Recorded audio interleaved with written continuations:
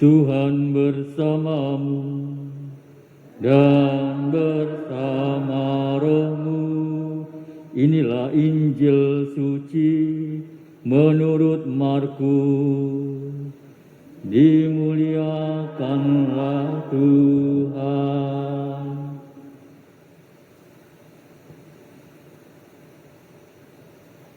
Pada waktu itu Yesus meninggalkan daerah Tirus dan lewat Sidon pergi ke Danau Galilea di tengah-tengah daerah Dekapolis.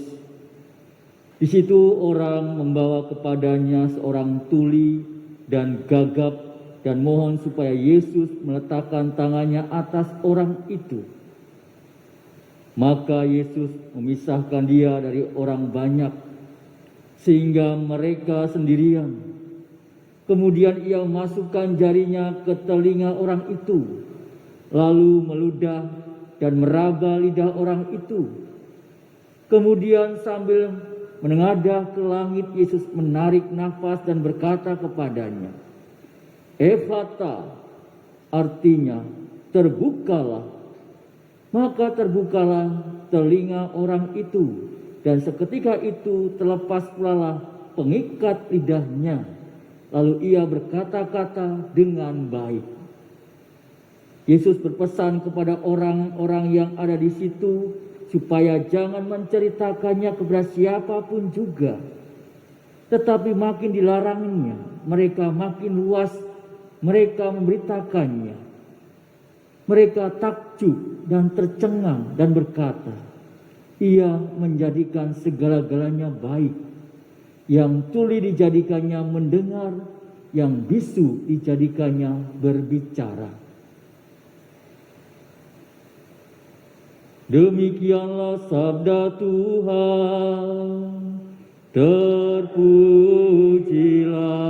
Kristus.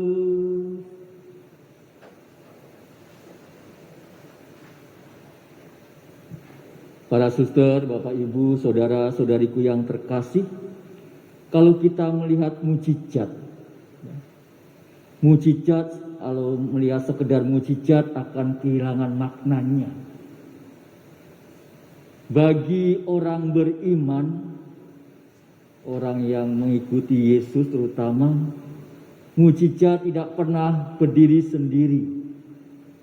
Mukjizat itu selalu dilihat dalam rangka suatu pewartaan. Jika mukjizat hanya dilihat sebatas tanda heran, maka kitab suci akan kehilangan maknanya. Sebaliknya, jika nilai pewartaan ini sungguh diperhatikan, maka kitab suci akan menjadi sumber air hidup yang tidak kering untuk kita timba.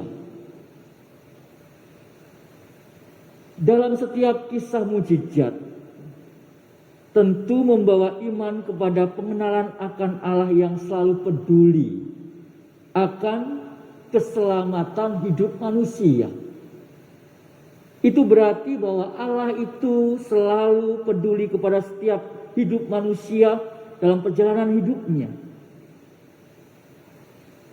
Sejak Yesus, sejarah manusia tidak pernah menjadi sejarah perjuangan manusia semata, tetapi menjadi sejarah manusia bersama dengan Allah yang ingin mewujudkan dan juga menghadirkan keselamatan. Itulah kehadiran Allah dalam hidup manusia. Sejarah manusia punya nilai ilahi. Kita tahu bahwa sejarah manusia tidak pernah terpisah dari kenyataan hidup sehari-hari. Kita tentunya mempunyai sejarah kita masing-masing dari kecil sampai dewasa. Oleh karena itu, keselamatan manusia pun selalu terjadi dalam pengalaman hidup kita. Dengan tegas kita melihat dalam kisah mukjizat dalam Injil hari ini, Injil Markus, yang kita renungkan hari ini, mewujudkan adanya keterbukaan iman. Orang datang kepada Yesus. Dari kisah mujizat yang hanya memiliki Markus ini kita melihat seolah-olah orang bisu menjadi bisu karena lidahnya terikat. Dalam Injil dituliskan, terbukalah telinga orang itu dan seketika itu terlepaslah pengikat lidahnya. Antara mendengarkan dan lidah memang erat hubungannya. Sehingga kita tahu bahwa biasanya kalau orang mengalami bisu pasti akan mengalami ketulian, ya, bisu tuli. Bisa jadi orang itu sebenarnya tidak bisu tapi karena lidahnya diikat, maka dia menjadi orang yang sungguh terikat. Bisa juga orang ini pun tidak tuli karena orang akan menjadi bisu karena ia tuli. Tidak ada kata yang masuk ke telinga menyebabkan alat berbicara pun tidak dapat memproduksi jenis kata dan juga bunyi yang punya arti bagi orang di sekitar. Bayangkan kalau kita, anak-anak kita dari kecil itu tidak diajak bicara, ya, apakah dia bisa berbicara tidak?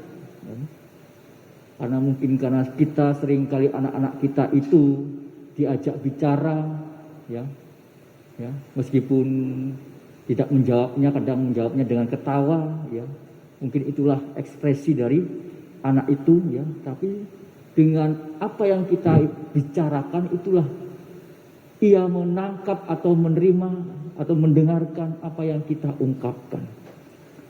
Saudara-saudariku yang terkasih, yang lebih mendalam dalam kisah ini adalah kebisuan dan ketulian itu bukan hanya sekedar bisu tuli pada alat indera, tetapi lebih menyangkut hati. Orang yang hatinya tuli dan juga bisu tidak mungkin mau mendengarkan sapaan Allah. Orang yang demikian juga tidak dapat meluhurkan nama Allah. Bagi Santo Markus hal ini nampaknya tidak asing.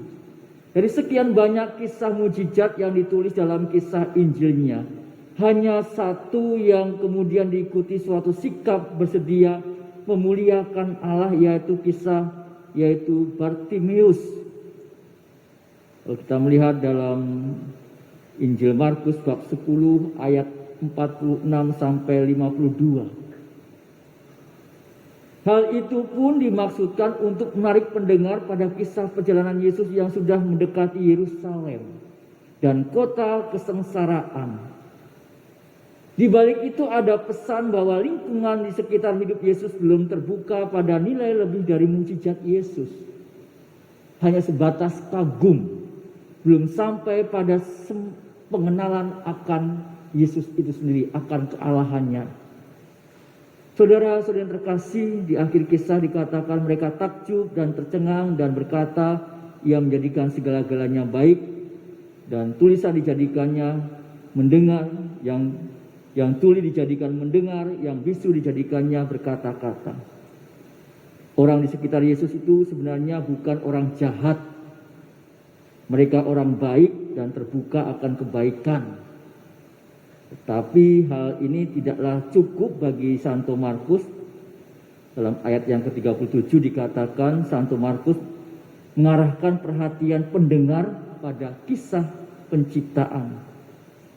Bahkan lebih lagi bahwa Mesias akan datang dalam diri Yesus itu adalah Mesias yang aktif untuk melepaskan lidah yang terikat. Bapak Ibu saudara terkasih, tentu hari ini kita memasuki bulan kitab suci nasional.